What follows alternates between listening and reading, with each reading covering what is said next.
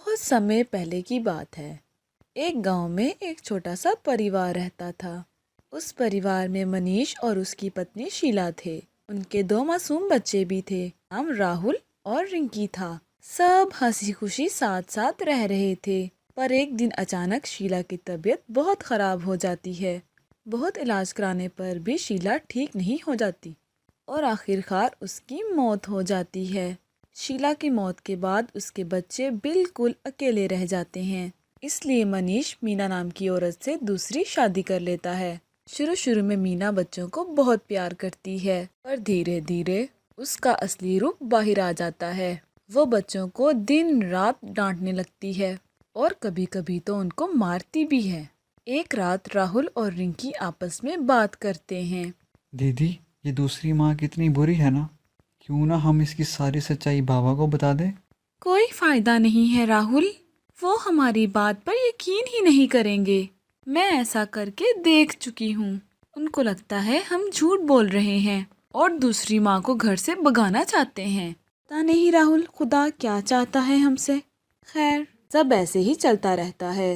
राहुल और रिंकी कभी भी अपने बाबा को सच नहीं बता पाते। एक दिन मनीष कुछ काम से शहर चला जाता है। बस फिर तो मीना को बड़ा ही अच्छा मौका मिल जाता है। अब तो मैं इस मौके को हाथ से जाने नहीं दूंगी और इन बच्चों को ठिकाने लगा दूंगी। रात को जब बच्चे सो रहे होते हैं तो मीना उनके पास जाती है और उनको उठाती है। बच्चों, बच्चों, जल्दी उठो। बच्चों, जल्दी उठो। हाँ माँ, क्या हुआ? आप इतनी रात को यहाँ? तुम्हारे बाबा मुसीबत में हैं। हमें अभी के अभी उनको ढूंढने निकलना होगा। क्या क्या हुआ बाबा को? कहाँ है वो? दोनों जल्दी खड़े हो, मैं रास्ते में तुमको सब बताती हूँ।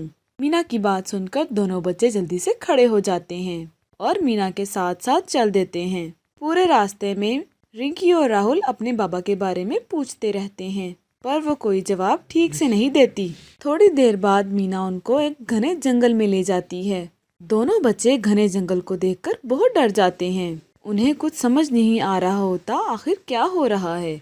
कुछ देर बाद जब सब जंगल के बीचों बीच पहुंच जाते हैं तो मीना उनको एक पेड़ के नीचे बिठा देती है। दोनों यहीं बैठो, मैं कुछ पानी वगैरह लेकर आती हूँ। माँ, आप हमें यहाँ अकेले छोड़कर मत जाओ। अरे डरने वाली क्या बात है, मैं हूँ ना यहाँ। तुम डरो मत, मैं बस अभी आई।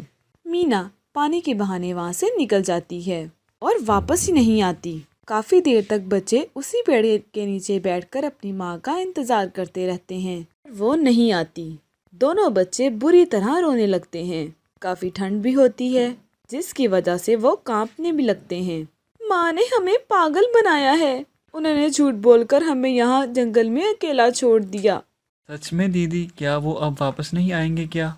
नहीं, अब वो नहीं आएंगी, पर हमें डरना नहीं चाहिए। हमें बाहर निकलने का रास्ता ढूंढना होगा राहुल। राहुल और रिंकी बाहर निकलने का रास्ता ढूंढने लगते हैं, पर बाहर निकलने की जगह वो और अंदर चले जाते हैं। उन्हें कोई रास्ता दिखाई नहीं देता। काफी देर बाद उनको एक रोशनी दिखती है। दोनों बड़े खुश होते हैं कि अब वो बाहर निकल जाएंगे। थोड़ा और आगे चलने पर उन्हें एक बांस का घर दिखाई देता है।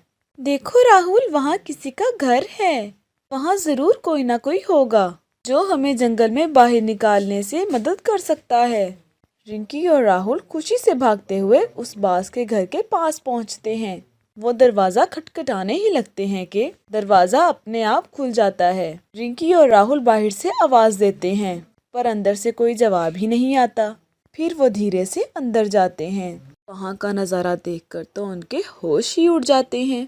उस घर के अंदर बाहर से पिंजरे होते हैं जिसमें बच्चे कैद होते हैं। ये बच्चे पिंजरों में क्या कर रहे हैं? तुम दोनों कौन हो और यहाँ क्या कर रहे हो? जल्दी से कहीं छुप जाओ, वरना वो चुड़ैल तुम्हें भी यहाँ कैद कर देगी। ये एक चुड़ैल का घर है। वो बच्चों को पकड़कर यहाँ कैद करती है ताकि जब उसके पास पूरे 21 बच्चे हो जाएं, तो वो उनकी बलि चढ़ाकर दुनिया की ताकतवर चुड़ैल बन सके। अभी वो बच्चों को पकड़ नहीं गई है, बस आने वाली ही होगी। तुम जल्दी से छुप जाओ। अचानक तभी बाहर से किसी के आने की आहट होती है।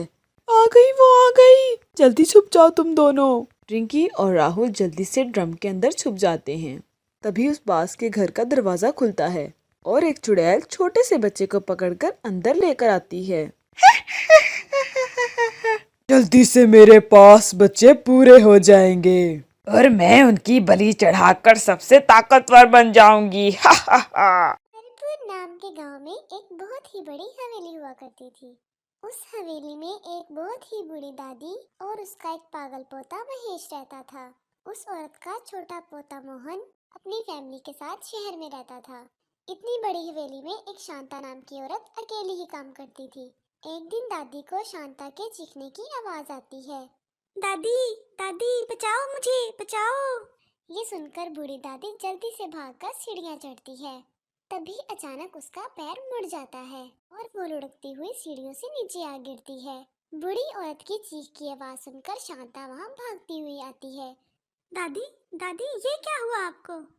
ये आप कैसे गिर गई? शांता जल्दी से दादी को उसके कमरे में लेके जाती है और डॉक्टर को फोन करती है। डॉक्टर आके देखता है तो पता लगता है कि दादी को काफी गहरी चोट आई है।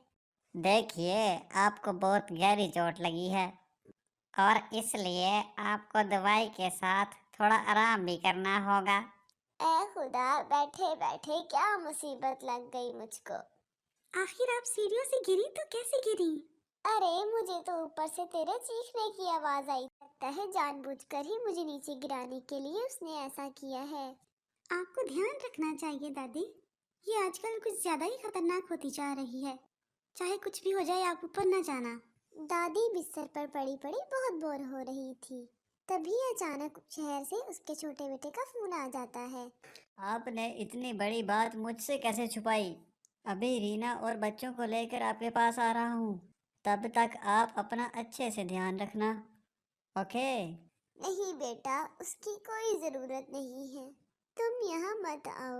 यहाँ शांता है ना मेरा ध्यान रखने के लिए।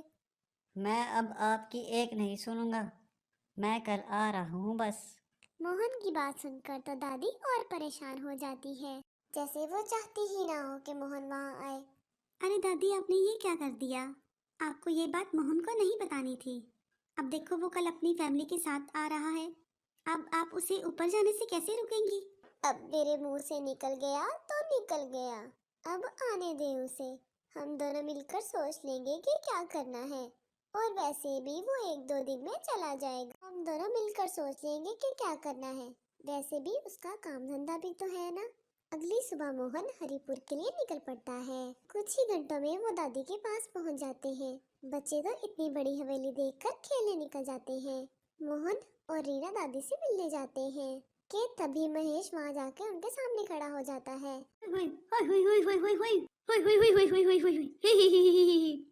देखो, मेरी शादी है और मेहमान भी आने लगे हैं। तुम लोग मेरी दुल्हन से मिलके जरूर आना। वो वो ऊपर है, ऊपर है, ऊपर है। हाँ ठीक है, अभी तुम अंदर जाओ। तुम्हें अपनी दवाई भी तो लेनी है ना। चलो जाओ अंदर। चलो जाओ यहाँ से, कुछ भी बोलते रहते हो। शांता की बात सुनकर महेश नाराज होकर अंदर चला जाता है। मनोज और रीमा को महेश की हालत देखकर झटका सा लगता है। ये महेश भैया को क्या हुआ है? जब यहाँ मैं कुछ साल पहले आया था तो वो सब ठीक थे, और ये क्या शादी शादी दुल्हन दुल्हन बोले जा रहे हैं। फिर मनोज अंदर जाता है और दादी से मिलता है। उसके बाद वो महेश की हालत के बारे में दादी से पूछता है। बेटा, अब मैं क्या बताऊं। एक दिन महेश छत पे खड़ा किसी की बारात जाते देख रहा था तो अचानक जाने कैसे उसका पैर फिसला और वो नीचे गिर गया। उसके सर में इतनी गहरी चोट लगी कि वो पागल ही हो गया। बस तभी से शादी और दुल्हन जैसी बातें करने लगा है।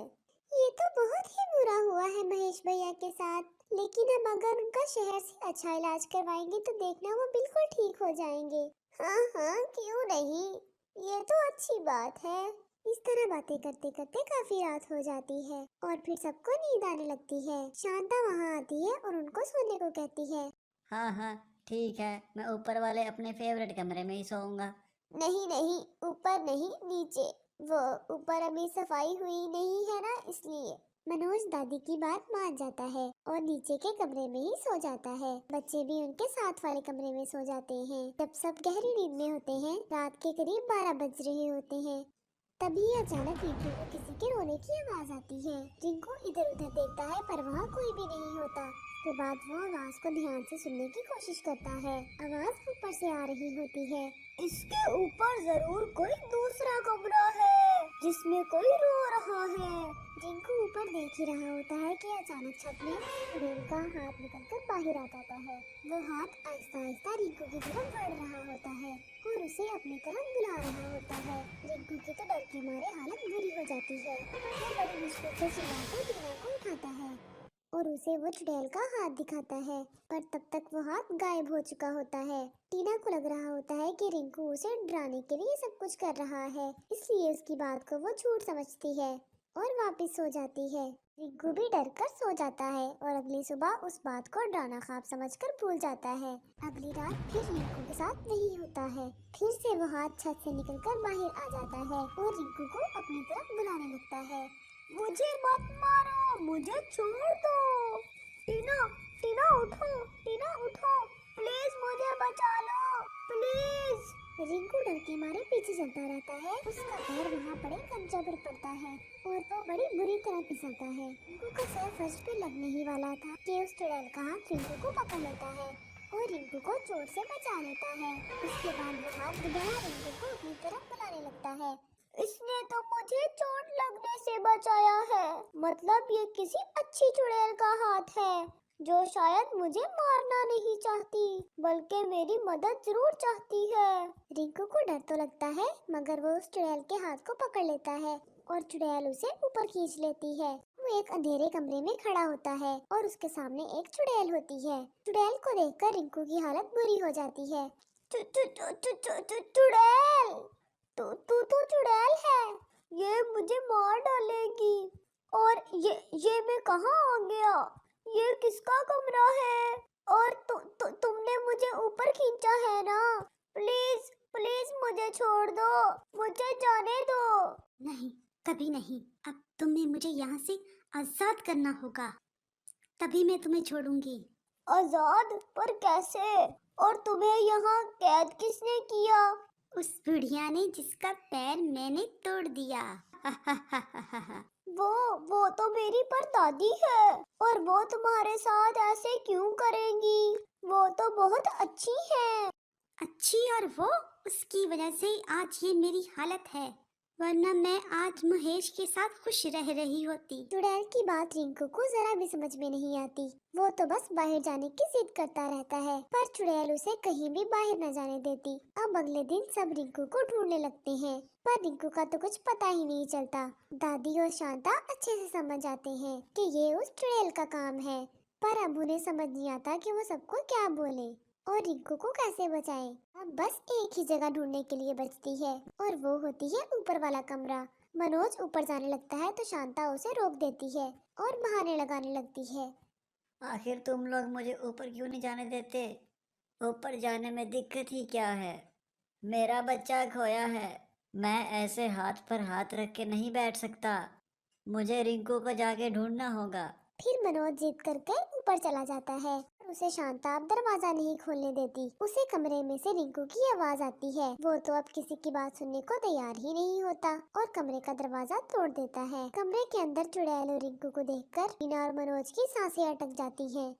मुझे पता था मेरे ऐसा करने से कोई ना कोई दरवाजा खोलेगा और मैं आजाद हो जाऊंगी। और मुझे उस दादी से अपनी मौत का बदला भी लेना है। मेरे बच्चे को छोड़ दो। और ये तुम मेरी दादी को लेके क्या क्या बोली जा रही हो? दादी बताओ ना, ये आपको ऐसे लेकर क्या बोली जा रही है? अचानक वहाँ महेश भी आ जाता है और वो उस चुड़ैल के पास जाने की जिद करने लगता है। उसे उस चुड़ैल से जरा भी डर नहीं लगता। मेरी दुल्हन, मेरी दुल्हन, मेरी दुल्हन। ये सब यहाँ पर क्या चल रहा है? कोई हमें सच सच बताओ। अब तुझे सबको सच सच बताना ही होगा। जब तू सबको सच सच बताएगी तो तभी मैं रिंकू को छोड़ूंगी, वरना मैं रिंकू को मार डालूंगी। नहीं नहीं, मैं सबको सच बताती हूँ। ये चुड़ैल महेश की होने वाली बीवी थी। मैं इसे बिल्कुल पसंद नहीं करती थी क्योंकि ये बहुत ही गरीब घर की थी, पर महेश ने मेरे खिलाफ जाकर शादी कर ली और मैंने एक दिन मौका देखकर इसे इसके ही कमरे में आग जलाकर मार दिया। तभी वहाँ महेश आ गया और उसने सब देख लिया। उस दिन से महेश पागल हो गया। आप किसी के साथ ऐसा कैसे कर सकती हैं दादी? सब लोग उस दादी को घर में अकेला छोड़कर चले जाते हैं। चुड़ैल रिंकू को छोड़ देती है। उसका मकसद तो सबके सामने सच लाना होता है, जो वो कर देती है।